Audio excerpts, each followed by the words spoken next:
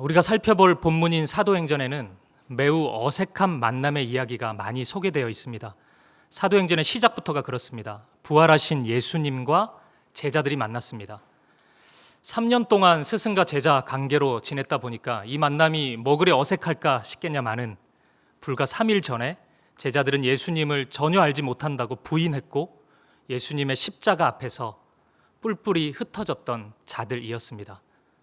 그리고 이제 이 상황 속에서 예수님과 제자들이 만났습니다. 이 만남 속에는 상당한 어색함과 긴장감이 흘렀을 것입니다. 약속하신 성령을 기다렸던 마가의 다락방에서의 만남도 그렇습니다. 사도행전 1장 13절 14절에 의하면 마가 다락방에 있었던 사람들이 예수님의 제자들 그리고 예수님의 가족들이었다고 소개하고 있습니다. 제자들과 가족들, 이보다 가까운 사이가 있을까 생각할 수 있겠지만 마가복음 3장에 의하면 예수님의 가족들은 예수님이 하나님의 아들이신 것을 믿지 못했습니다. 오히려 귀신 들렸다고 생각했고 예수님을 잡으러 돌아다녔습니다. 그리고 그 모습을 예수님의 제자들은 똑똑히 보았습니다. 그런데 가족들 입장에서 생각해 보면 돌이 켰잖아요, 어쨌든. 근데 제자들은 결정적인 순간에 예수님 모른다 그랬거든요. 예수님 모른다 그러고 다 뿔뿔이 도망쳤단 말이에요. 그 모습을 가족들이 다 보았습니다. 이 두 부류의 만남, 자연스럽다고 할 수는 없겠죠. 자칫 잘못하면 초대교회를 진흙탕 싸움으로 빠져들게 할 수도 있었을 것입니다. 이 만남에 상당한 긴장감이, 어색함이 있었을 것입니다. 이외에도 사도행전 안에는 어색한 만남으로 가득합니다. 베드로가 당시에 유대인들 입장에서는 부정하다고 여겨졌던 이방인인 고넬료를 만났던 사건, 굉장히 어색한 만남이죠. 바울이 전도 여행 가운데 만났던 수많은 이방인들, 귀신 들린 자들, 복음을 대적했던 사람들, 그 어떤 만남도 자연스러운 만남이라고 할 수 있는 만남은 없습니다. 오늘 본문도 역시 어색한 만남 이야기입니다. 이 만남에 주목하고 싶은 이유가 있습니다. 이 만남을 통해 놀라운 사실이 드러나기 때문입니다. 두 가지 정도로 정리해 볼 수 있을 것 같습니다. 첫 번째, 이 만남을 통해 제자들의 마음속 깊은 곳에 무엇이 자리 잡고 있는지 엿볼 수 있습니다.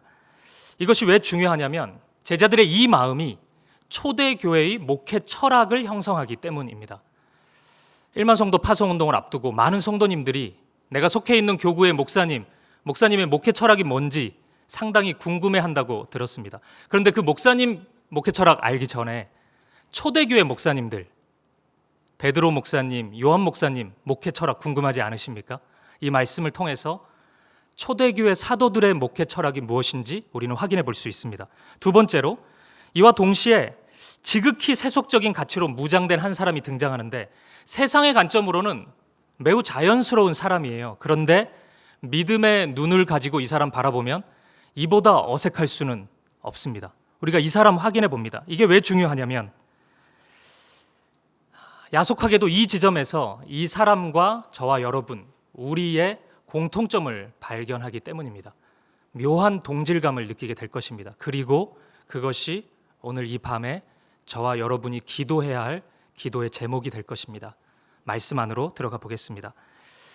오늘 본문 속 주인공은 기도하기 위해 성전에 가고 있던 베드로와 요한, 그리고 성전 앞 미문, 여기서 미문은 아름다운 문입니다. 이 앞에서 구걸하고 있던 한 사람입니다.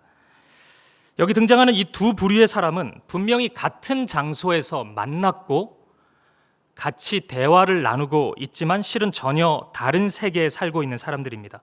살펴보겠습니다. 이들이 만난 장소는 성전입니다. 성전은 뭐 하는 곳입니까? 하나님이 임재하는 곳입니다. 그렇기 때문에 우리 입장에서는 하나님께 예배하는 곳입니다. 기도하는 곳입니다. 성전이라는 같은 장소에 있고 같이 만났지만 이 사람들은 전혀 다른 행동을 하고 있습니다. 베드로와 요한은 매우 성전스러운 행동을 합니다. 기도하기 위해 성전 앞을 지나고 있습니다. 하지만 성전 앞에 앉아있는 이 사람은 성전과는 전혀 관계없는 행동을 합니다. 예배와는 전혀 관계없는 은과 금을 구걸하고 있습니다. 베드로와 요한이 이곳을 지나자 언제나 그랬듯이 이 사람은 은과 금을 구걸하기 위해 베드로와 요한을 쳐다봅니다. 그러자 베드로와 요한도 이 사람을 쳐다봅니다. 성경에서 보면 둘 다 보고 있거든요. 이 사람도 보고 베드로와 요한도 봅니다. 그런데 같은 보다의 의미인데 전혀 다른 단어를 사용하고 있습니다. 왜 그럴까요? 둘의 마음과 자세가 전혀 달랐음을 강조하고 싶기 때문입니다. 국어라는 사람이 베드로와 요한을 보았다라고 할 때는 건성으로 바라보는 거예요. 저의 거친 설교를 듣고 있는 여러분의 불안한 눈빛, 뭐 그 정도일까요? 근데 이 베드로가 바라보는 눈빛은 전혀 다릅니다. 온 마음에 집중을 해서 온 힘을 다해서 이 사람을 주목하고 있는 것입니다. 베드로와 요한은 왜 이렇게 힘을 주어가지고 눈에 힘을 가득 주어가지고 이 사람을 쳐다보고 있을까요? 사도 한번 되더니 어깨에 힘이 들어간 것일까요? 아니겠죠. 베드로 그런 사람은 아니잖아요. 뭔가 전해주고 싶은 것이 있었던 것 같습니다. 그런데 이어지는 베드로의 말은 정말 허무하기 짝이 없습니다. 은과 금은 내게 없거니와. 이게 베드로의 첫 번째 말입니다.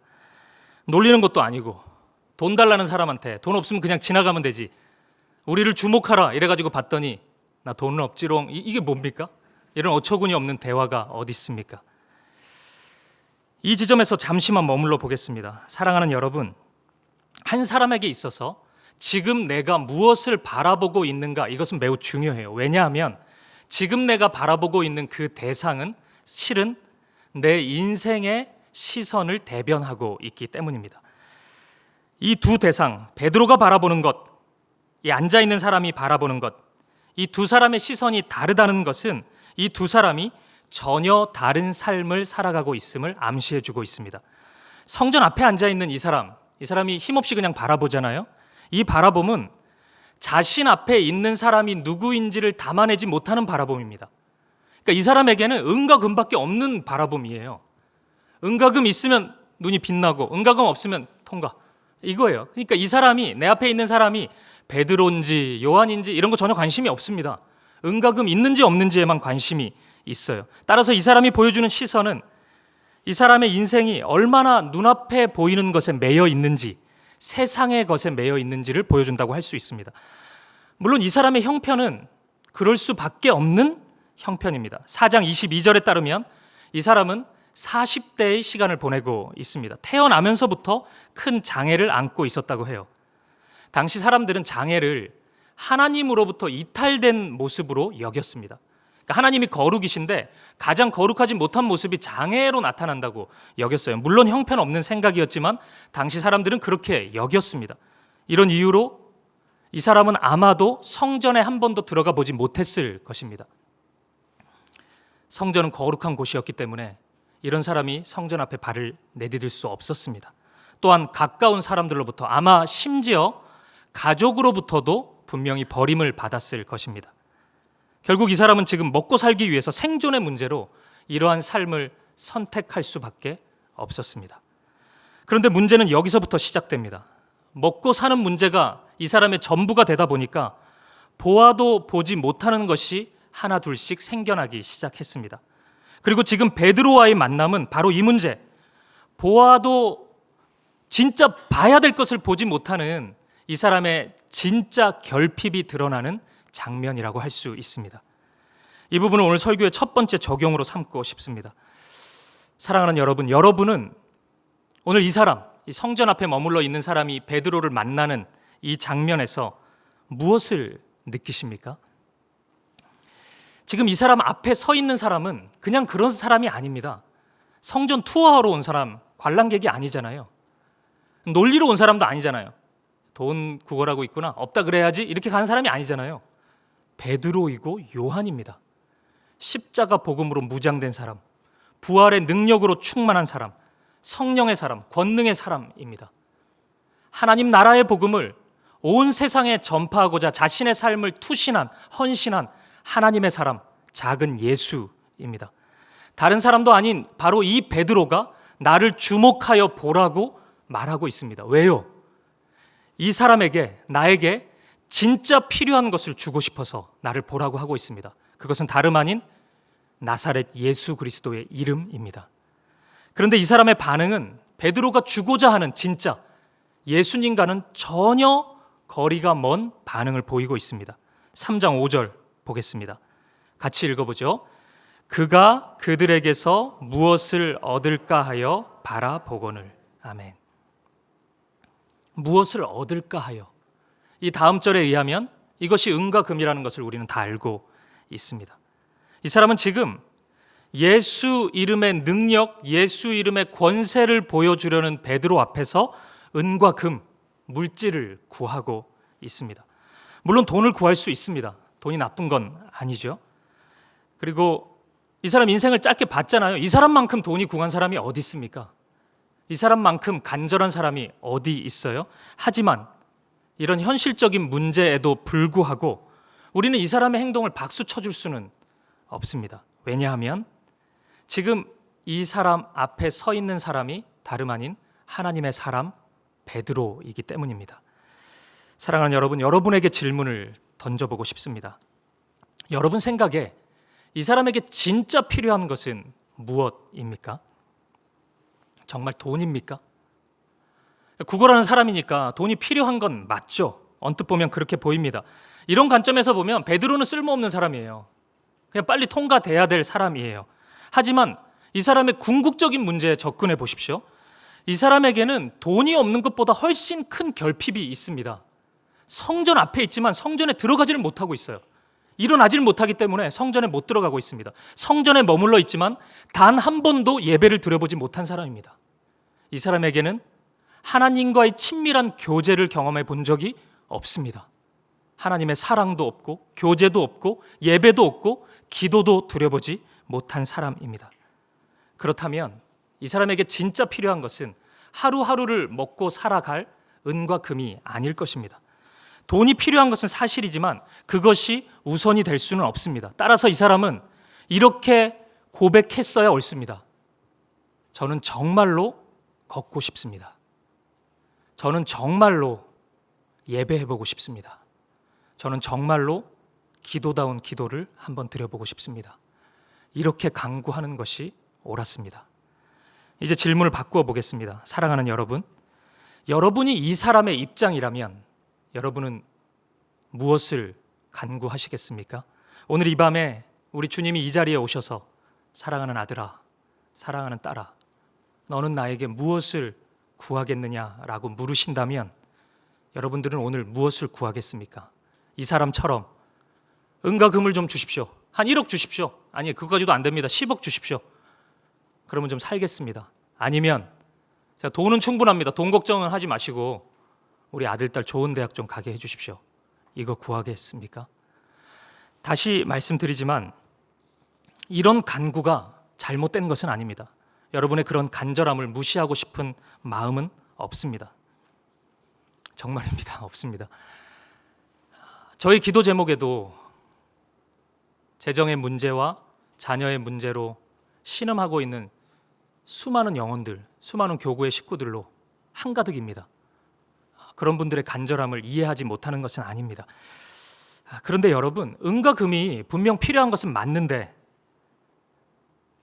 오늘 이 밤에 저와 여러분에게 진짜 필요한 거 하나를 간구해야 된다면 그것이 맞습니까? 그것이 정말 필요한 것이 맞냐고요.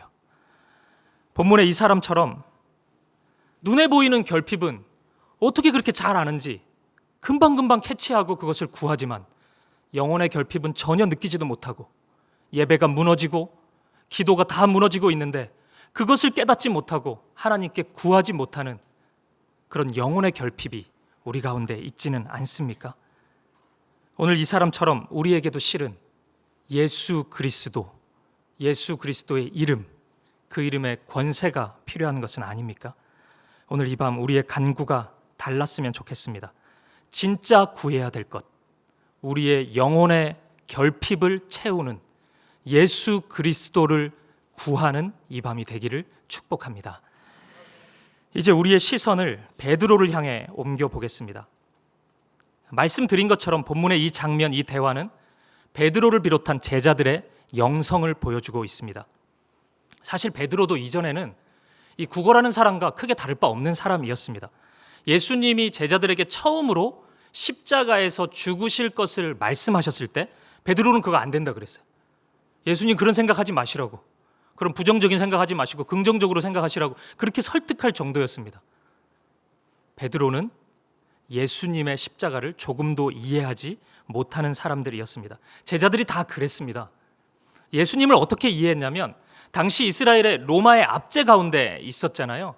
그러니까 예수님 메시아가 오시면 우리의 삶, 인생을 구원할 메시아가 아니고 이스라엘이라는 나라를 로마로부터 구해줄 그런 힘을 가진, 권세를 가진 왕이 올 것으로 기대했습니다. 예수님이 그런 분이라고 생각했어요. 그러니까 맨날 자기들끼리 모이면 누가 예수님 오른편에 앉을 거냐 왼편에 앉을 거냐, 그게 로마의 왕이 되면 그렇게 하겠다는 거잖아요. 그거 가지고 맨날 싸웠습니다. 베드로도 크게 다르지 않았어요. 마태복음 16장에 따르면 예수님의 십자가를 거절했던, 막아섰던 그 장소가 빌립보 가이사랴라고 말하고 있습니다. 당시 이 도시는 굉장히 크고 화려한 도시로 알려져 있습니다. 은과 금이 지배하고 있는 화려한 세상의 한 복판에서 베드로는 복음을 이렇게 이해했는지도 몰라요. 은과 금을 많이 소유하는 것, 세상의 힘과 권력을 얻는 것, 그것이 복음이고 그것이 기쁜 소식이겠구나. 예수님이 전해줄 기쁜 소식이 바로 이거겠구나. 이런 식으로 오해했는지도 모르겠습니다. 이전에 베드로는 분명 그랬던 사람입니다. 하지만 지금의 베드로는 이전의 베드로가 아닙니다. 예수님을 도무지 알지 못한다고 십자가 앞에서 예수님을 부인하고 도망쳤던 베드로가 아닙니다. 성령 충만한 베드로입니다. 예수님이 온 땅의 주인이 되셔서 우리의 삶의 구석구석을 다스리시는 통치자, 주인 되심을 확고히 믿고 있는 베드로입니다. 본문의 바로 앞장인 사도행전 2장에서는 성령 충만을 경험한 이후에 베드로가 했던 설교문이 기록되어 있습니다. 이런 표현이 나와요. 사도행전 2장 33절입니다. 같이 한번 읽어보겠습니다. 시작. 하나님이 오른손으로 예수를 높이심에 그가 약속하신 성령을 아버지께 받아서 너희가 보고 듣는 이것을 부어주셨느니라. 아멘. 어렵지 않으니까 잘 들어보세요. 성경에 나오는 하나님이 예수님을 오른편에 세웠다, 하나님의 오른편에 앉히셨다, 뭐 이런 표현 많이 나오는데 이 표현은 수건데 예수님이 이 세상을 통치하시는 분이라는 의미입니다. 그러니까 왕의 오른편에 앉았다는 것은 왕의 통치의 권한을 다 위임받아서 통치하겠다는 선언이거든요. 우리나라도 조선시대에 보면 왕세자가 왕 옆에 앉아가지고 왕 수업도 받고 또 왕의 통치도 대리 통치도 해보고 그런 모습 똑같습니다. 성경도 똑같아요. 왕의 오른편에 앉았다, 하나님 오른편에 앉았다, 그럼 하나님이 되셨다는 의미입니다. 사도행전에 나타나는 베드로를 비롯한 사도들의 복음 선포 안에는 항상 이 표현이 나와요. 예수님 지금 어디 있냐면 하나님 보좌 우편에 서 계신다, 보좌 우편에 앉아 계신다, 이렇게 선언해요. 그러니까 사도들의 복음은 이거예요. 예수님이 우리의 죄를 대신해서 십자가에 죽으셨잖아요. 우리가 그걸 믿고 있죠. 예수님이 우리의 죄를 사해 주셨습니다. 근데 그것으로 끝난 게 아니고 죄와 사망을 이기시고 부활하셨어요. 또 그것으로도 끝나는 게 아니고 예수님 지금 어디 계시냐면 이 세상을 통치하는 자리에 앉아 계신다는 거예요. 그게 복음이라는 거예요. 그래서 우리가 예수님을 믿는다는 것은 나 예수님 믿어서 죽어서 천국 가야지 그것만 의미하는 게 아니고 지금 우리가 살고 있는 이 세상을 보면 악의 질서가 판을 치지 않습니까? 뭐 이렇게 죄인들이 성공하는 일이 많습니까? 나는 기도하고 애를 좀 쓰는데 거룩하게 살려고 하는데 거룩하고는 눈꼽만큼도 관계없는 사람이 성공하는 모습이 많지 않습니까? 매우 실망스럽죠. 복음을 믿는다는 것은 그러한 현실 속에서도 예수님이 이 세상을 다스리신다는 것을 믿는 믿음이 있다는 거예요. 그리고 그 믿음의 눈으로 실제 그걸 바라보는 거예요. 그래서 복음을 믿는 자는, 복음을 소유한 자는 실망하지 않습니다. 낙심하지 않습니다. 지금 내 눈앞에 악인이 활개치는 것처럼 보일지라도 믿음의 눈을 열어서 바라보면 예수님이 이 세상을 통치하시구나, 예수님이 나의 삶의 구석구석을 동행하시고 함께 하시는구나, 예수님이 이 세상의 주인이시구나, 이것을 고백하게 된다는 것입니다. 베드로의 설교인 2장 33절, 우리가 방금 읽었던 이 표현을 보면 이런 표현이 하는 거죠. 하나님 오른편에 계신 예수님이 약속하신 성령을 우리에게 보내주셨다고 말씀해요. 저와 여러분은 믿음이 있는 자이기 때문에 성령님이 우리 안에 거하십니다. 이 말은 이런 의미예요. 들어보세요. 우리 안에 성령님이 있어요. 이 성령님 누가 보내주셨어요? 이 말씀 따르면 예수님이 보내주셨죠. 이 예수님 지금 어디 계세요? 하나님 우편에 계시죠. 그럼 무슨 의미라 그랬죠? 네, 예수님이 이 세상을 통치하신다는 겁니다. 성령이 내 안에 거한다는 말은 즉 어떤 믿음이 내 안에 있는 거냐면 성령을 부어주신 예수님, 그 예수님이 이 세상을 다스리시고 통치하신다는 것을 믿는 믿음이 내 안에 있다는 거예요. 그래서 성령의 사람은 결코 실망하거나 낙담하지 않는 사람입니다. 어두운 세상 가운데 이 세상에 내 눈앞에 어떠한 악이 펼쳐진다 할지라도 실망하지 않는 사람입니다. 예수님의 통치하심, 예수님의 다스리심을 확고히 믿고 그 예수님을 찬양하고 경배하는 자입니다. 여러분이 성령의 사람이기를 축복합니다. 어떤 악의 질서가 판을 치더라도 예수님의 통치를 신뢰하고 그 통치를 찬양하는 성령 충만한 사람이기를 주님의 이름으로 축복드립니다. 사랑하는 여러분, 지금 베드로가 이런 사람이에요. 베드로는 이전에 예수님 몰라요 이런 사람이 아니에요. 이러한 믿음으로, 이러한 성령으로 충만한 사람입니다. 지금의 베드로는 오직 예수님 밖에 없는 사람입니다. 베드로에게는 삶의 주인 되시고 교회의 머리가 되시는 예수님 밖에 없습니다. 베드로는 비록 은과 금은 없는 가난한 사역자이지만 그것을 결코 부끄러워하지 않습니다. 없는데도 있는 척하지 않아요. 없으면 없다고 당당하게 이야기하는 사람입니다. 없으면 없다고 이야기하는 것이 굉장히 어렵거든요. 난 돈이 없습니다. 학벌이 없습니다. 스펙이 없습니다. 아무것도 없습니다. 이 얘기하기가 쉽지 않습니다. 베드로는 당당하게 얘기해요. 베드로는 온갖 세상의 결핍으로 뒤범벅이 된 컴플렉스로 가득한 그런 사역자가 아니었습니다. 베드로는 어떻게 그럴 수 있었냐고요? 성령님이 베드로와 함께하고 있기 때문입니다. 이로 인하여 베드로는 당당한 사람이 되었습니다. 예수 이름의 능력, 예수 이름의 권세가 베드로를 지배하고 있기 때문에, 예수 이름이 베드로와 함께하고 있기 때문에 베드로는 어디에 가나 당당하게 자신의 결핍을 이야기하고 예수의 이름을 전하고 찬양할 수 있는 사람이었던 것입니다.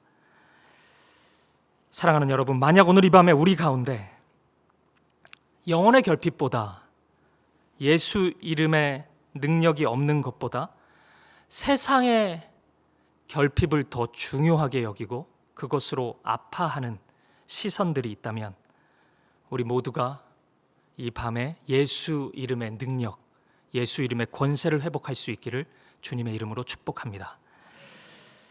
마지막으로 베드로의 모습 한 가지만 더 살펴보고 오늘 설교를 마무리하도록 하겠습니다. 오늘 본문 6절과 7절을 보면 믿음의 선포 이후에 보인 베드로의 행동 한 가지가 나옵니다. 40여 년을 일어나 보지 못했던 이 사람의 오른손을 잡아서 일으켜 세워주는 장면입니다. 생각해 보면 베드로가 나사렛 예수 이름으로 일어나 걸어라 하고 그 선포를 듣고 이 사람이 벌떡 일어나면 자연스럽게 끝나지 않겠습니까? 이렇게만 되면 오늘 설교도 여기서 끝나죠. 여러분의 간절한 염원처럼 여기서 딱 끝나고 그냥 기도로 들어갈 텐데 베드로는 왜 이 행동을 하는 거예요? 선포했으면 됐지 왜 또 가가지고 일으켜 세워주냐고요.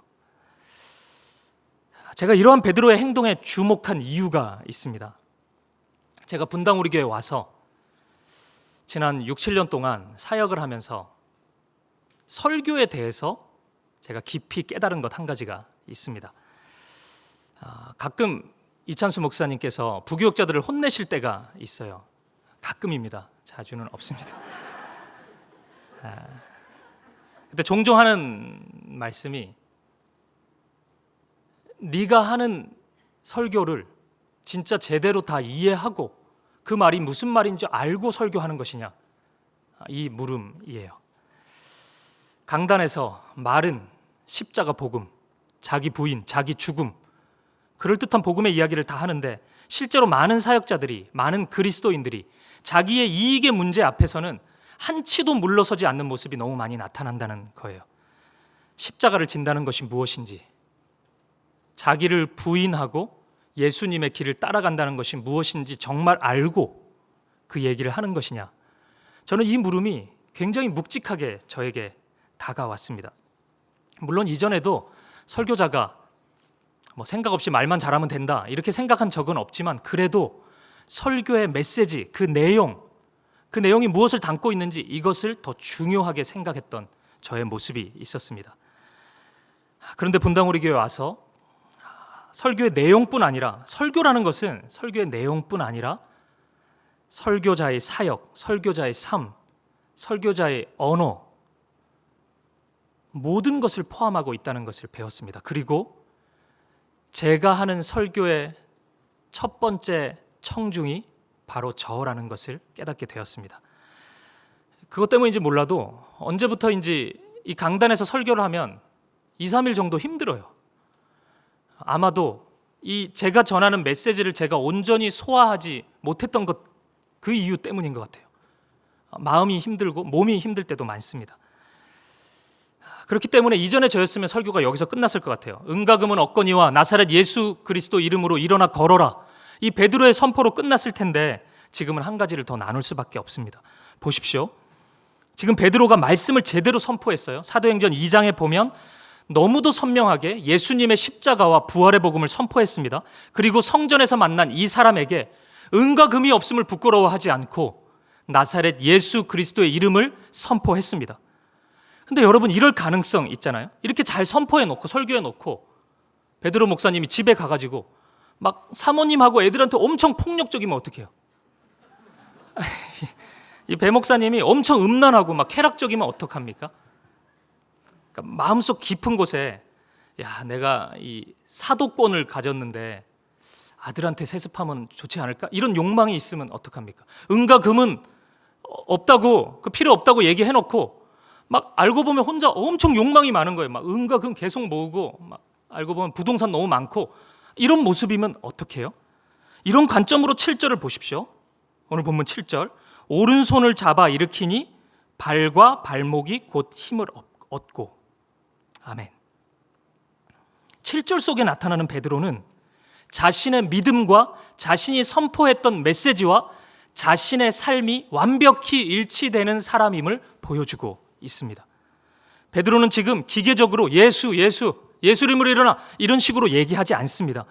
그 예수 이름에 걸맞게, 예수님의 십자가 사랑에 걸맞게 너무나 따뜻하게 이 사람의 손을 잡아주고 이 사람을 일으켜 세워주고 있는 것입니다. 마치 예수님이 하셨듯이 베드로는 그렇게 이 사람을 사랑으로 목양하고 있는 것입니다.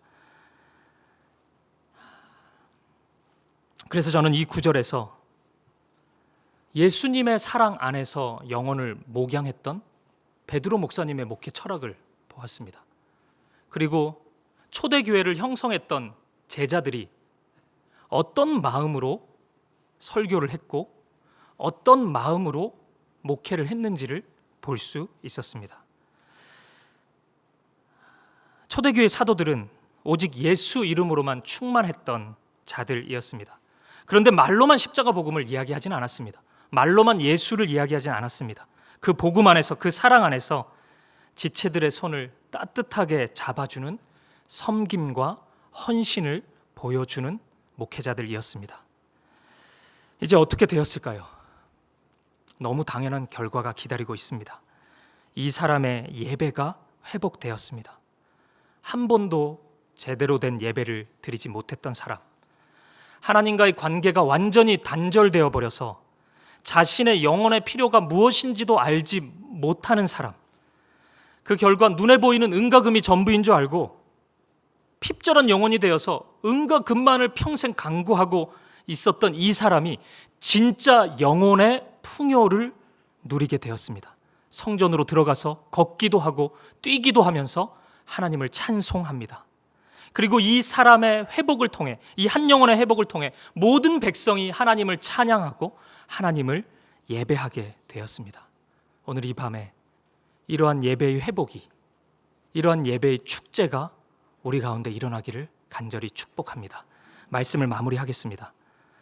오늘 말씀은 결국 은과 금이 이 세상의 전부라고 아우성치는 이 세상에서 날마다 은과 금 앞에서 미혹되고 있는 우리의 이야기, 저와 여러분의 이야기라고 할 수 있습니다.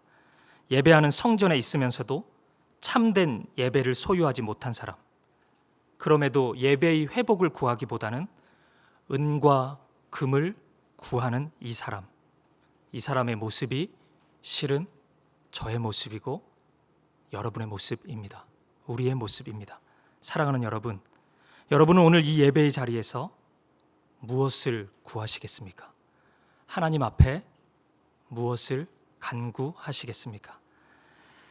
기독교 역사상 가장 성경적인 설교를 했다고 알려져 있는 로이드 존스 목사님이 이 똑같은 본문을 설교하셨더라고요. 이 목사님의 이 설교의 결론을 약간 패러디해서 여러분들에게 퀴즈 내어드리는 것으로 설교 마무리 해보겠습니다. 다음 중 누가 가장 불쌍한 설교자이겠습니까? 보기는 3개입니다. 1번, 은과 금은 없고 예수의 이름의 능력은 있는 설교자.